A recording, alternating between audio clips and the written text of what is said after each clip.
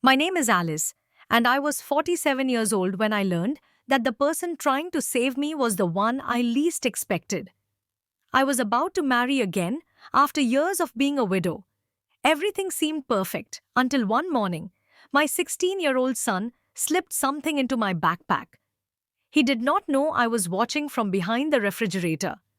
Instead of asking him, I quietly took it out and placed it in his drawer. 30 minutes later, my fiancé walked through the door, and the look in my son's eyes told me everything I had refused to see. Before I reveal what my son was trying to warn me about, tell me where you are watching from today. Please subscribe and hit that notification bell. Because this story taught me that sometimes the people trying to protect us are the ones we least expect. Now, let me take you back to where it all began. My husband William was the love of my life. We met when I was just 21 years old, fresh out of college and full of dreams. He was 3 years older, working at an engineering firm, and had the kindest smile I had ever seen. We got married when I was 23, and for the next 16 years, we built a beautiful life together in the suburbs of Denver, Colorado. William was everything a husband should be. He was patient, supportive, and always made me feel like the most important person in the world. When our son Nathan was born, I watched William transform into the most devoted father. He would wake up for the 2 in the morning feedings without complaint. He coached Nathan's little league team. He helped with homework every night no matter how tired he was from work. Then when Nathan was just 8 years old, William got sick. It started with a persistent cough that would not go away. By the time the doctors found the cancer, it had already spread to his lungs and liver.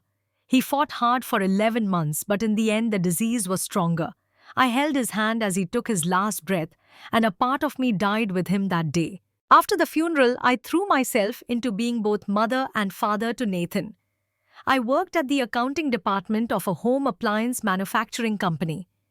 The salary was modest, but steady enough to keep our 3-bedroom house and provide for my son. That house held so many memories of William. His favorite coffee mug still sat in the cabinet. His tools were still organized in the garage, exactly how he left them. I could not bear to change anything. Nathan was my reason for getting up every morning. He looked so much like his father, with those same thoughtful eyes and quiet demeanor. After William passed, Nathan became the little man of the house. At just 8 years old, he started helping with chores without being asked. He learned to cook simple meals so I would not have to worry when I came home exhausted from work. He never complained, never caused trouble, never gave me a single reason to worry. As he grew older, our bond only strengthened. We had dinner together every night talking about school, his friends, his dreams for the future. Nathan was not the most popular kid, but he had a small group of loyal friends.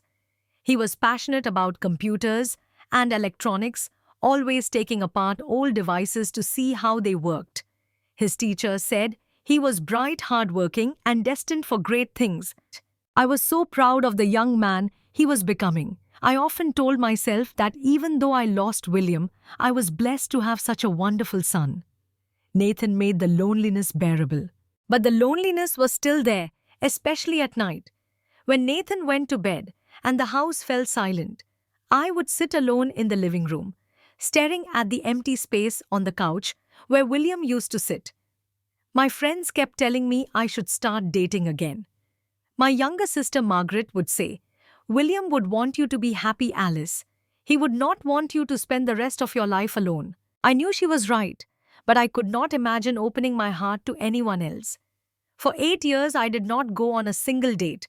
I told everyone I was fine, that I had Nathan, that I did not need anything more. But deep down, I longed for companionship. I missed having someone to share my day with, someone to hold me when things got hard, someone to grow old with. Then 18 months before that fateful morning, I met Victor at a colleague's wedding. The reception was at a beautiful vineyard outside the city, and I almost did not go. I felt out of place at these events, surrounded by couples slow dancing, while I sat alone at my table. Victor approached me during the cocktail hour. He was tall, well-dressed, with salt and pepper hair, and a confident smile. He introduced himself as Victor Warren, a real estate entrepreneur 52 years old, and a widower himself. His wife had died in a car accident 3 years prior, he said. He understood the pain of losing a spouse, the emptiness that never quite goes away. For the first time in 8 years, I felt truly seen. Victor listened to me talk about William without rushing me or changing the subject. He shared his own grief, his own journey of healing. By the end of the night, we had exchanged phone numbers, and I found myself looking forward to hearing from him. Victor knew exactly how to make me feel special. From the very beginning, he showered me with attention in ways I had never experienced, not even with William. Fresh flowers arrived at my door every Friday. Good morning texts greeted me when I woke up, and good night messages came just before I fell asleep. He remembered every little thing I mentioned, from my favorite restaurant to my preferred brand of coffee. Our dates were always at upscale places. Fancy restaurants with white tablecloths, wine tastings at exclusive vineyards, weekend getaways to mountain resorts. Victor always insisted on paying for everything. When I offered to split the bill, he would shake his head and say, "A woman like you deserves to be treated like a queen." He bought me expensive gifts: a designer handbag for my birthday, a beautiful gold watch for Christmas, diamond earrings just because. I tried to refuse at first, feeling uncomfortable with such extravagance, but Victor was persistent. "You have spent years taking care of everyone else," he would say. "Let me take care of you for a change." Victor told me about his real estate business. He said he owned several properties across Colorado and was working on developing a new residential complex. He spoke with confidence about investments, markets, and future projects. I did not understand most of it, but I was impressed by his apparent success. After 6 months of dating, Victor took me to a beautiful overlook in the mountains at sunset. He got down on one knee and asked me to marry him. The ring was stunning, a large diamond surrounded by smaller stones. I said yes without hesitation. For the first time since William died, I felt like I had a future to look forward to. But not everyone shared my excitement. From the very first time Nathan met Victor, something was off. My son was never rude, but he was noticeably cold. He gave short answers to Victor's questions and excused himself from the room as soon as politely possible. I assumed it was natural for a teenage boy to be protective of his mother, maybe even a little jealous of sharing my attention. I tried to talk to Nathan about it. "I know this is hard," I said one evening after Victor left. "But Victor is a good man, he makes me happy." Nathan just nodded, his expression unreadable. "I just want you to be careful, Mom." "Careful about what?" He shrugged and looked away. "I do not know. Just be careful." I dismissed his concerns as typical teenage resistance to change. Victor was understanding about it too. "Give him time," he said. "I am patient. Eventually he will see that I only want the best for you and for him." But as weeks turned into months, I noticed Nathan watching Victor with an intensity that made me uncomfortable. It was not hostility exactly, but something more like suspicion. He observed Victor the way someone might watch a puzzle they were trying to solve. There were things I should have noticed earlier, red flags that I was too blinded by love to see. Victor never took me to his house. In over a year of dating, I had never seen where he lived. He always had an excuse. The place was being renovated. It was too far for a casual visit. The cleaning lady had not come, and it was embarrassing. I believed him every time. I had never met a single friend or family member of his. He said his parents died years ago, and he had no siblings. His late wife had no family nearby. He kept his business and personal life separate, so meeting colleagues was not appropriate. Again, I accepted these explanations without question. Victor asked about my finances more often than seemed normal, but he was always subtle about it. "How is your retirement fund doing?" he would ask, casually over dinner. "Do you own your house outright, or are you still paying the mortgage? What kind of life insurance did William have?" I answered honestly every time, never thinking twice about it. After we got engaged, Victor suggested that he help manage my finances. "You work so hard," he said. "Let me take some of that burden off your shoulders. I am good with money, and I want to help." I was hesitant at first, but he was so persistent and charming that I eventually gave him access to some of my accounts. He also brought up adding his name to the deed of my house. When we are married, it will be our house anyway, he reasoned. This is just a formality. I had not agreed to that yet, but I was seriously considering it. Nathan overheard us discussing it one night. I saw his face darken, but he did not say anything. He just went to his room and closed the door. Looking back now, I cannot believe how blind I was. But Victor was a professional. He knew exactly what he was doing, and I was the perfect target. A lonely widow with a stable job, a paid-off house, and a desperate need to feel loved again. Nathan never trusted Victor. While I was falling head over heels, my 16-year-old son was quietly gathering evidence that would eventually save everything I had. It started with simple internet searches. Nathan told me later that something about Victor felt fake to him. Too smooth, he said, like he was always performing. So one night after I'd gone to bed, Nathan sat at his computer and started digging. He searched for Victor Warren, real estate developer, Denver, Colorado. What he found, or rather what he did not find, raised immediate red flags. For someone who claimed to be a successful businessman, Victor had almost no online presence. No LinkedIn profile, no company website, no press mentions or business registry entries. It was as if Victor Warren, the real estate mogul, did not exist. Nathan searched for the company Victor had mentioned owning. The company existed, but according to public records, it was owned by someone else entirely. A man named Gerald Thompson in Boulder. Victor's name was nowhere to be found. My son was smart enough not to confront anyone with incomplete information. Instead, he kept digging, this time with the help of his best friend Tyler, who was something of a computer whiz. Tyler knew how to search through public databases, court records, and other resources that most teenagers would never think to access. What they found made Nathan's blood run cold. Victor Warren was not Victor's real name. His birth name was Victor Greenfield, and he had a criminal record that stretched back over 15 years, multiple counts of financial fraud, identity theft. He had served 3 years in federal prison and was released 7 years ago. Since then, he had changed his identity several times, always targeting vulnerable women. The research revealed at least 3 other victims. One woman in Arizona lost her house after Victor convinced her to refinance it in both their names, then disappeared with the equity. Another in New Mexico lost her entire retirement savings, over $200,000. A third in Utah had to declare bankruptcy after Victor ran up massive debts in her name.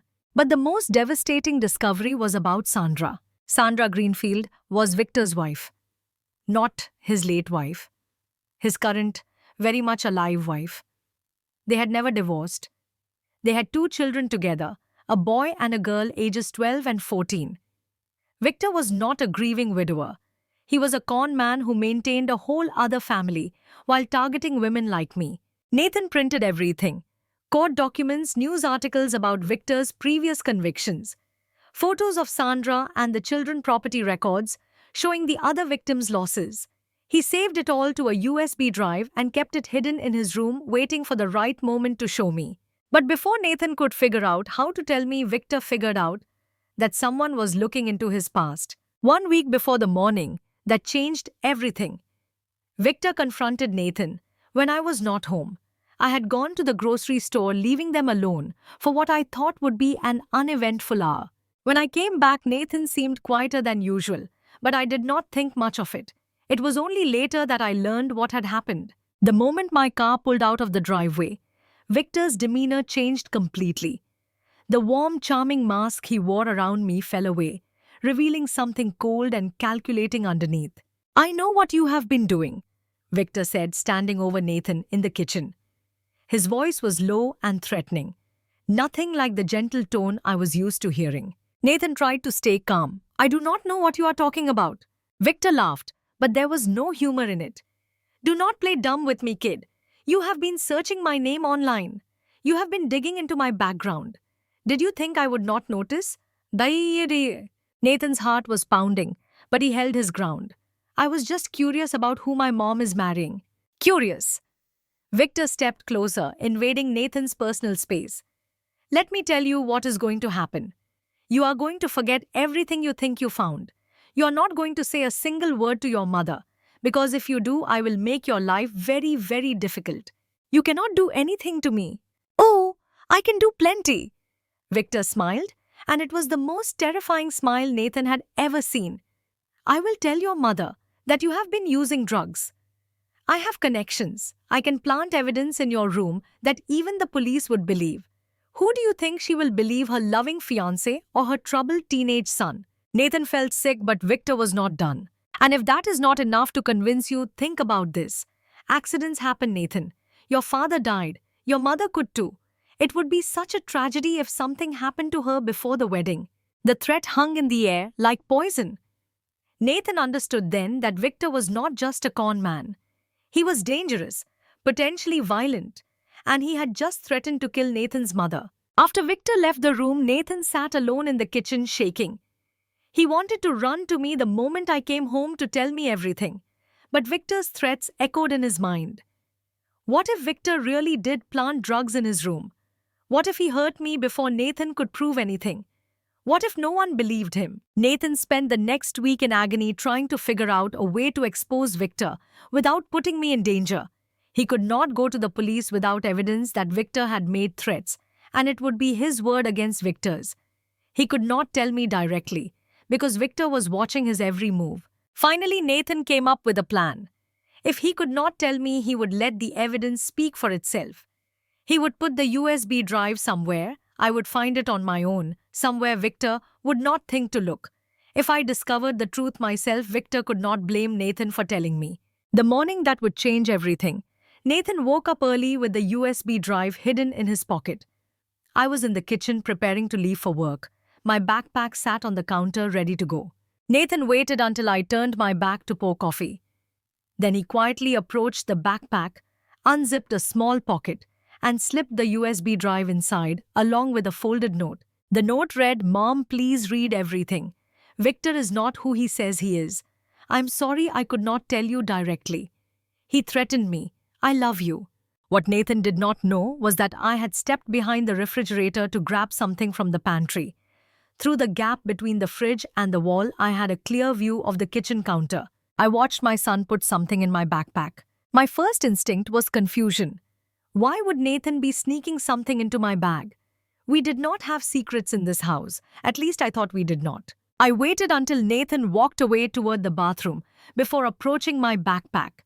My hands were trembling slightly as I unzipped the pocket and pulled out a small package wrapped in a folded piece of paper. I could see it was a USB drive wrapped in a handwritten note. I wanted to read it right then to understand what was happening, but I heard the bathroom door open. Nathan was coming back. In that split second, I made a decision that I cannot fully explain even now. Something told me not to confront Nathan directly. Maybe it was the furtive way he had moved, the nervous glance he had thrown over his shoulder. Whatever the reason, I decided to wait. I quickly walked to Nathan's room, opened the top drawer of his desk, and placed the package inside. Then I returned to the kitchen just as Nathan emerged from the bathroom. "I'm heading to work now," I said, trying to keep my voice normal. "Okay, Mom." Nathan did not meet my eyes. "Have a good day." I grabbed my backpack and walked out the door, my mind racing. What was my son hiding? Was he in some kind of trouble? The possibilities stumbled through my head as I drove toward the office, but I never made it to work. About 10 minutes into my commute, I realized I had forgotten an important file on my desk at home. I needed it for a meeting that morning, and there was no way around it. I turned the car around and headed back. As I pulled onto my street, I noticed something that made my stomach drop. Victor's silver sedan was parked in front of my house. That was strange. Victor had told me he had meetings all day and would not be free until evening. What was he doing at my house in the middle of the morning? I parked behind his car and walked toward the front door. It was unlocked. I stepped inside, quietly, not sure why I felt the need for caution in my own home. The house was eerily silent. I called out, "Hello, Victor." No answer. Then I heard it, a muffled sound from upstairs, from Nathan's room. My heart began to pound as I climbed the stairs. The door to Nathan's room was open, and what I saw when I reached it made my blood turn to ice. Victor was standing in the middle of the room rifling through Nathan's desk drawer. Nathan was pressed against the far wall, his face pale with fear. And on Nathan's cheek was a fresh bruise, red and angry, already beginning to swell. Victor spun around when he heard me. In his hand was the USB drive and the note. The very things Nathan had tried to give me just an hour ago. "Oh," Victor said, his voice shifting instantly to something casual, something normal. "You are home early." I stood in the doorway, my eyes moving from Victor to my son. Nathan's face told a story of terror that no mother should ever have to witness. The bruise on his cheek was unmistakable. Someone had hit him, and the only other person in this house was the man I was supposed to marry. "What happened to your face?" My voice came out steadier than I felt. Nathan opened his mouth, but no words came out. He looked at Victor with the kind of fear that comes from direct threats, from knowing exactly what someone is capable of. Victor stepped forward, his charming smile firmly in place. He fell. You know how clumsy teenagers can be. I knew my son.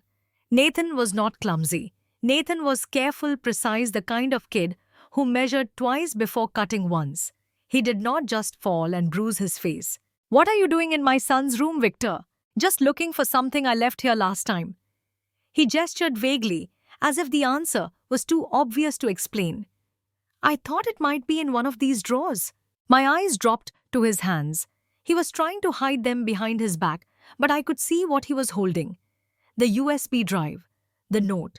"What is that?" Victor's smile flickered just for a moment. "Nothing important." And then Nathan spoke. His voice was shaking, but there was a determination in it that I had never heard before. "Mom, he is lying. That is evidence about who he really is. His real name is not Victor Warren. He is a criminal. He has been lying to you about everything." Time seemed to stop. I looked at Victor, waiting for him to deny it, to explain, to make this make sense. Instead, his face transformed. The warmth drained away like water through a sieve, leaving something hard and cold in its place. He turned to Nathan with a look of pure venom. "I told you to keep your mouth shut. Do not talk to my son like that." My voice was rising now. "Give me what you are holding." "Alice, honey, let me explain." He reached toward me, that old charm trying to reassert itself. "This is all a misunderstanding. Give it to me, now." When he did not move, I stepped forward and grabbed for the USB drive. Victor's hand shot out and seized my wrist, squeezing so hard that pain shot up my arm. "You should not have done that," he said, his voice barely above a whisper. The mask was completely gone now. This was the real Victor, the one my son had been trying to warn me about. "I have invested too much time in this. You are not going to ruin everything." Fear flooded through me, but it was quickly overtaken by something stronger. Rage. This man had deceived me. He had threatened my child. He had just put his hands on both of us in my own home. I yanked my arm free, but Victor moved toward Nathan, backing him further into the corner. "This is your fault," Victor snarled at my son. "If you had just stayed quiet." He raised his hand like he was going to strike Nathan again, and something inside me snapped. I grabbed the heavy lamp from Nathan's desk and swung it at Victor's head with every ounce of strength I had. It connected with a satisfying crack, and Victor stumbled sideways, momentarily stunned. "Run!" I screamed at Nathan. "Get out of the house." Nathan did not hesitate. He bolted past Victor and down the stairs. I was right behind him, my heart pounding so hard I could hear it in my ears. Behind us, Victor was cursing, already recovering. We burst out the front door and ran for my car. I fumbled with the keys, my hands shaking violently. Nathan jumped into the passenger seat as I started the engine. "Lock the doors," I said, and he did just as Victor appeared in the doorway of the house. I threw the car into reverse and pulled out of the driveway so fast that the tires squealed. In the rearview mirror, I could see Victor watching us go, his face twisted with fury. "Call 911. I told Nathan as I sped down the street. "Tell them a man broke into our house and assaulted you." While Nathan made the call, his voice shaking as he described what had happened, I drove straight to the nearest police station. I was not going home until I knew Victor was in handcuffs. At the station, I finally read Nathan's note. My hands trembled as I unfolded the paper and saw my son's handwriting. "Mom, please read everything.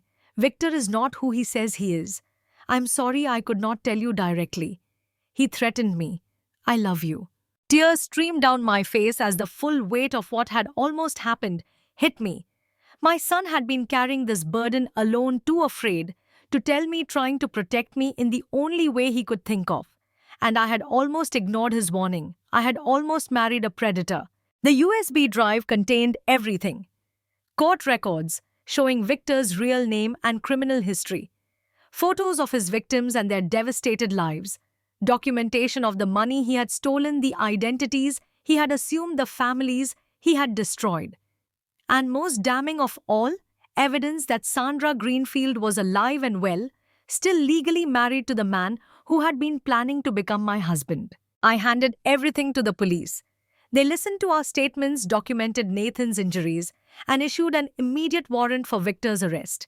When they found him, he was still at my house, ransacking the place, looking for any other evidence Nathan might have hidden. He was arrested on charges of assault, making threats, fraud, and identity theft. The investigation would later expand to include charges from other states, other victims who finally had the chance to see justice. But that night, all I cared about was holding my son and thanking God that he had been brave enough to try to save me. The weeks following Victor's arrest were a blur of police interviews, legal proceedings, and emotional upheaval. But slowly, painfully, life began to return to something resembling normal. Victor was denied bail, given his history of flight risk and the severity of the charges against him. Prosecutors from 3 other states contacted Colorado authorities, wanting to add their own cases to the pile. The man I had almost married was facing decades in prison. His wife Sandra came forward as well. She had known about Victor's activities for years, but had been too afraid of him to say anything. He had been emotionally abusive to her and their children, controlling every aspect of their lives while running his cons on the side. With Victor behind bars, Sandra finally found the courage to divorce him and start over. The legal process took nearly a year, but in the end, Victor was convicted on multiple counts of fraud, assault, and identity theft across 4 states. He was sentenced to 12 years in federal prison with no possibility of early parole. I testified at his trial. So did Nathan. So did the other women Victor had deceived and robbed. Looking at him in that courtroom, I could not believe I had ever found him charming. The man in the orange jumpsuit bore no resemblance to the suave businessman who had swept me off my feet. Or maybe he did, and I had just been too lonely and desperate to see the truth. After Victor was sentenced, I focused on rebuilding my life and my relationship with Nathan. We went to family therapy together, learning how to process the trauma we had both experienced. I had to confront the guilt of not listening to my son sooner, of being so blinded by my own need for companionship that I had put us both in danger. Nathan had his own demons to work through. He had nightmares about Victor's threats. He blamed himself for not finding a way to tell me sooner. And he struggled with the knowledge that the person I had chosen to love had turned out to be a monster. But we got through it together. We talked more openly than we ever had before. We established new rules. No more secrets, no matter how scary the truth might be. We promised to always listen to each other, even when what we were hearing was hard to accept. Nathan graduated from high school with honors. Despite everything that had happened, he did not let Victor's shadow derail his future. He decided to study cybersecurity in college, inspired by the research he and Tyler had done to uncover Victor's true identity. He wanted to help other people protect themselves from predators like the man who had almost destroyed our family. Before he left for university, Nathan and I sat on the porch one evening, watching the sunset paint the Colorado mountains in shades of gold and purple. "I am proud of you," I told him. "Not just for what you did with Victor, but for who you have become." He smiled, looking so much like his father that my heart ached. "I learned from you, Mom. You taught me to fight for the people I love." I put my arm around him and held him close. My little boy had become a man, and he had saved my life in more ways than he would ever know. Today, I'm 53 years old. 6 years have passed since that terrible morning when I watched my son slip a USB drive into my backpack and my whole world fell apart. Nathan is 22 now, finishing his master's degree in cybersecurity at a prestigious university on the East Coast. He works part-time for a non-profit organization that helps victims of online fraud and romance scams. Every week, he helps people just like me, people who were deceived by charming predators who seemed too good to be true. He calls me every Sunday, and we talk for at least an hour. He tells me about his classes, his friends, his girlfriend Emily. She's a sweet girl studying to be a social worker. I have met her twice, and I can already tell she's good for him. More importantly, Nathan is happy. After everything he went through, he found a way to turn his pain into purpose. As for me, I never remarried, not because I'm afraid, but because I learned that I do not need a partner to be complete. The loneliness that drove me into Victor's arms no longer controls me. I have friends, a career I enjoy, a son who loves me, and most importantly, I have peace. Sometimes people ask if I regret the time I spent with Victor, if I wish I could take it all back.